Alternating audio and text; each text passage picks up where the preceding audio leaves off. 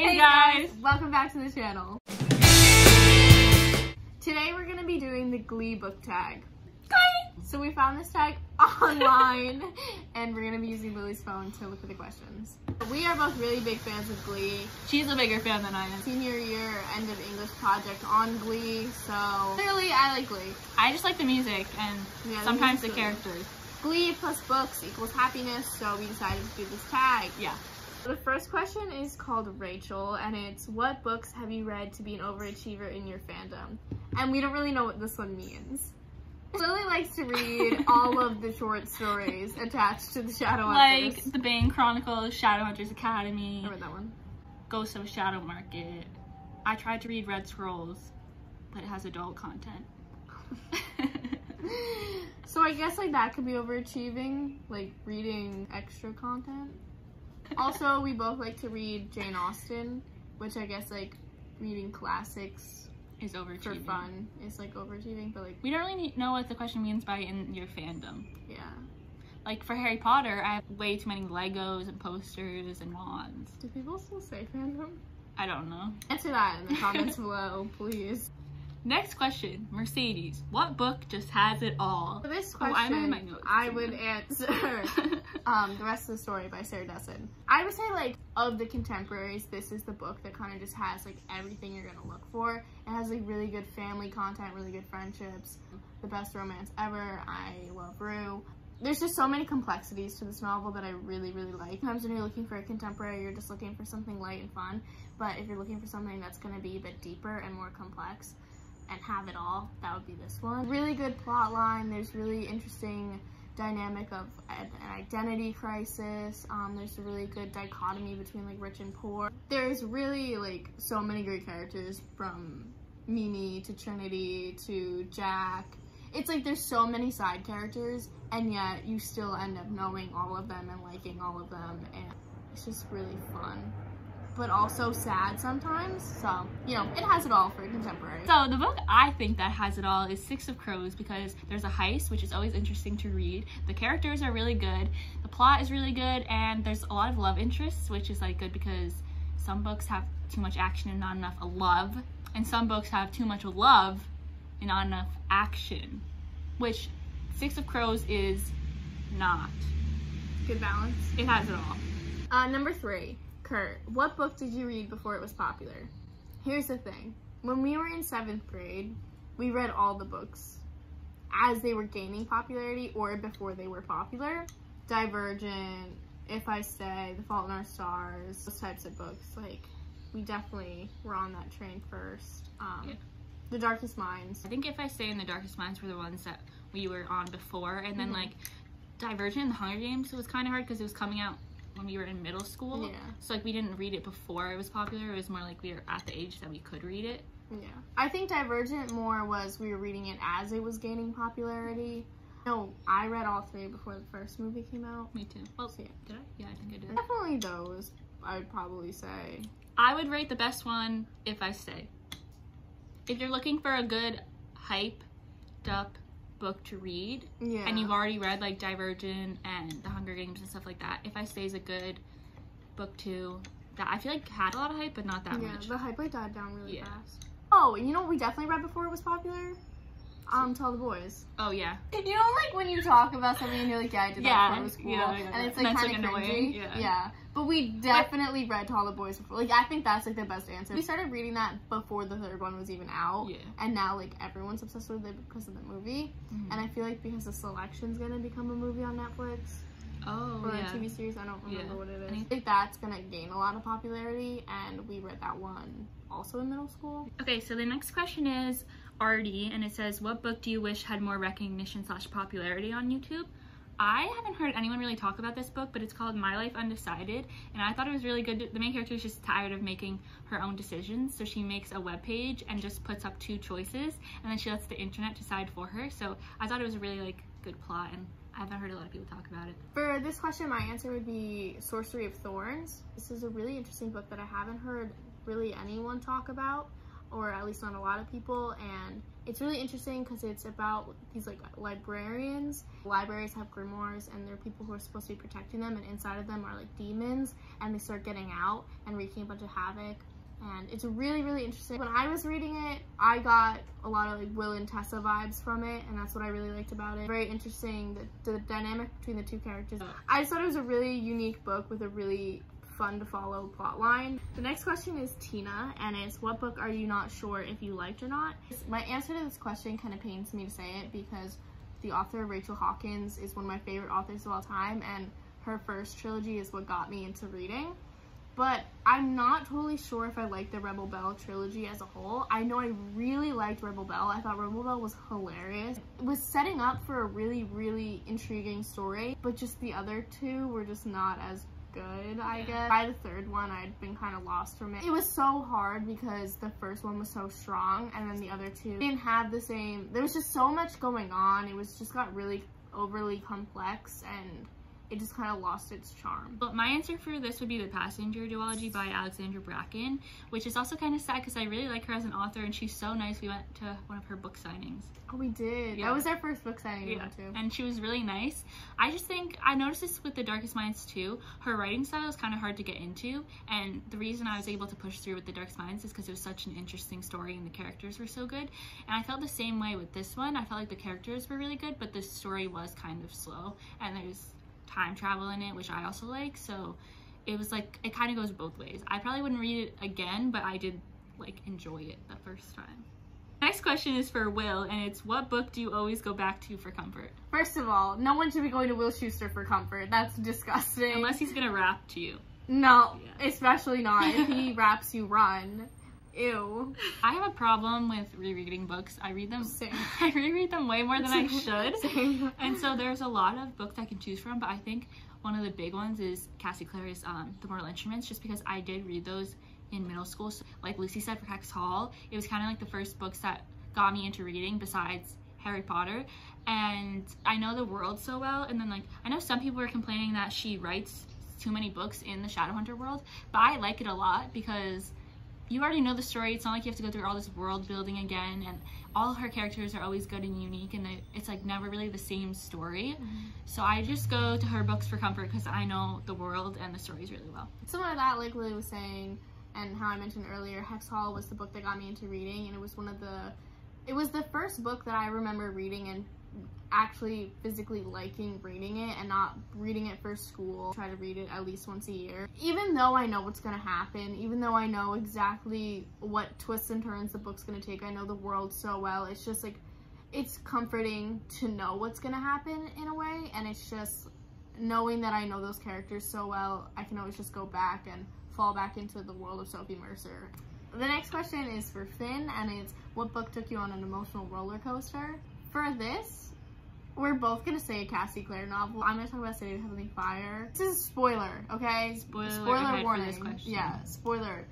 When characters lose their memory, destroys me. Like, as much as I cry when characters die, when a character loses their memory, to me it's even worse, because they're still alive and they're still there, and everyone else around them remembers them, but they can't remember, and that just tears me apart. So when Simon lost his memory, I was gone. I remember I was sobbing. Took a break to hope that, like, you know, I'd calm down. Came back, sobbed more. It was an emotional roller coaster. And mine is Clockwork Princess. And the first thing you should know is I love Jem. He's like my favorite character. And so, spoiler alert. So Jem is my favorite character, and I was reading his death downstairs in my house, and a lot of my family was around, so I started like uncontrollably crying, and I needed to get out of there, because when you say like you're crying over a book character, people just like say like, why? So I was trying to run up the stairs, but I was crying so hard that I fell, and I was just laying on the stairs sobbing. So my dad came running out. He was like, what's wrong with you? And I also think like Clockwork Princess had so many like good happy moments too, so it was just like emotional roller coaster. So the next question is about Quinn, and it says, what book does everyone seem to love but you hate? I would say Catcher in the Rye. We had to read it for school, and everyone was obsessed with it. Everyone was like, I relate so much to Holden, and I was just like, this story is awful. That's mean. Okay.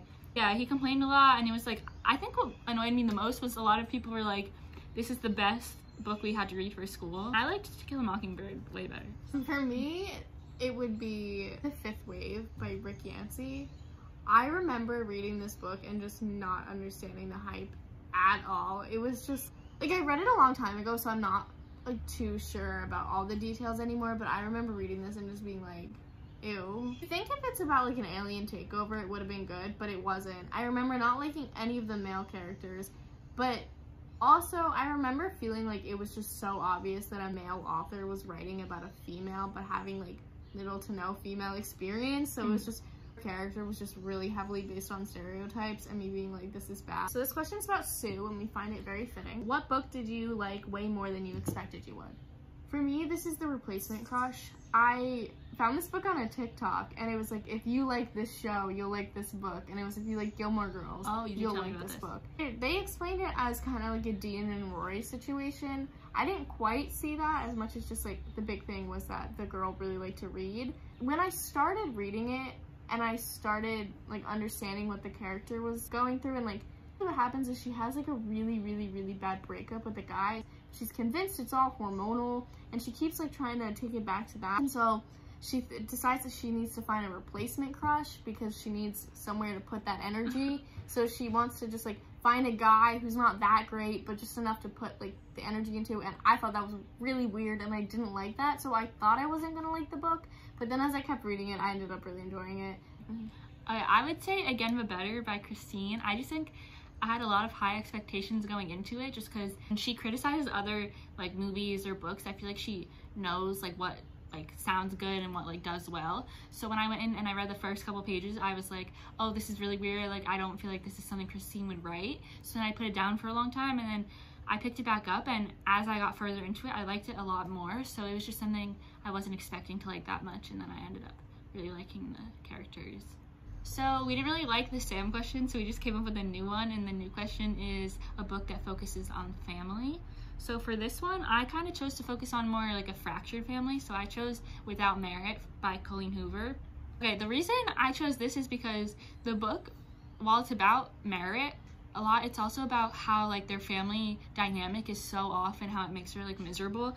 So her twin likes to date dying people, like, she has, because her boyfriend died in high school, so she has, like, a weird thing about dying boyfriends. Her brother tried to kiss her when they were younger, so she's, like, always really uncomfortable around him, and she just feels like the black sheep of the family. The dad has an affair with the mother's nurse, and then instead of leaving the mom, who gets sick, they just put her in the basement, and he just marries the nurse and has another kid. And then Merritt always skips school and, like, steals all these trophies, so none of them really like each other at all. I want to talk about Second Chance Summer by Morgan Matson because I don't think I can go a full video without talking about that book. But this book focuses on Taylor and her family. They know that her dad's dying, so they want to spend the last summer together at their lake house. And the family starts off pretty distant. They're not as close as they used to be, but as the book progresses, you start to see the family become a bit more close-knit and have a healthier relationship with each other. And another thing is that Taylor and her dad have a really, really, really close relationship, and as you see her handle what's about to come, it's first of all heartbreaking, but also just again goes to show, like, the importance of family. We just want to quickly say, excuse the waterfall, we can't really control that. We only have an hour left to film, so we're gonna wait it out, but we don't have that time anymore, so we'll just talk a little louder. The last question of the tag that we found is, Blaine, what is the most romantic book choice? Which, that's a bold statement, most romantic book choice. Yeah. Here's a romantic book choice, I guess. Maybe they're talking about when Blaine sings that Katy Perry song in the piano. Oh my god. And then they all break up. Teenage Dream. So the book I chose, I haven't heard a lot of people talk about. It's called Better Off Friends, and the reason I chose it is because it's about two friends, a boy and a girl, and the whole story is like how everyone thinks they should date, and like how have you guys dated, like how do you guys kiss and stuff like that. It's also not like when the love story is like instant romance. It's kind of like they're friends, and like you see how like that story is, like how they're friends and how it maybe or maybe doesn't help into more. For mine, I want to talk about Pride and Prejudice by Jane Austen, and I think when you tell people, read Pride and Prejudice, they go, ew, no, that's a classic. Well, Jane Austen novels are always good, but Pride and Prejudice is my personal favorite just because it's funny, which, like, again, when you're thinking of a classic, I feel like classics get a really bad rep where it's like, oh, it can't be funny. They can be funny. Obviously, Mr. Darcy has been hyped up for years and years, and there's a reason why there's all that hype around him. And just, the love story is very interesting, and I just think it's one of those classic love stories that everyone has to read. And also, a lot of people say, like, classics, they don't like to read them because they're, like, hard to understand. But I feel like Jane Austen is really hard to understand. No. Like, starting, like, a unique writing style, but if you just, like, focused, you could, like, understand it. Yeah. If you love romance, like me, I feel like you have to go back and you have to go to the original. You gotta go to Jane Austen and see where it began.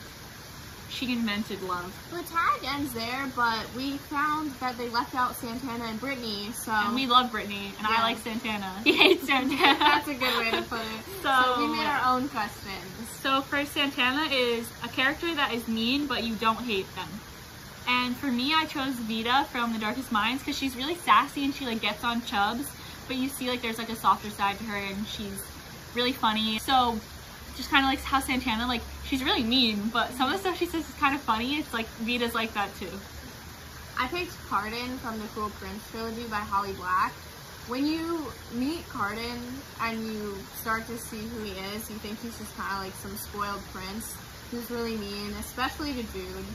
But then as you keep going, you learn more about Carden. You learn that he's more complex. There's a lot more than just him being like the spoiled, cruel prince, and that he's actually not worth hating. And then finally, for Brittany, we did a character who is more than meets the eye.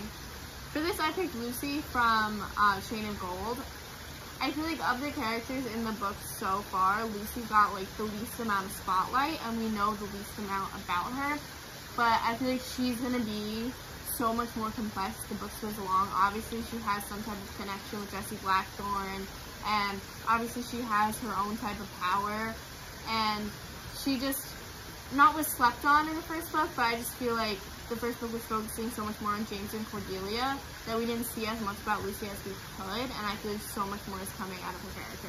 And the one I chose is Gray from A Curse So Dark and Lonely. It's like a Beauty and the Beast retelling, and I really like Gray because he comes across as like a loyal guard, stoic, and like he's dedicated to the prince. But you see like later on that he feels really guilty because he's the reason that the prince got cursed. Trying to find a way to like protect the prince, but also like not drown under his own sense of guilt. You never see that. He's stoic. Thanks so much for watching. We hope you guys enjoyed. And we'll be back with some more videos. Yeah, see you soon. Like and subscribe and comment down below. I want another pretty face. I don't want just anyone else. Please, whoever made that TikTok, find us. Don't look at me. No. I can't take us seriously. This is a business.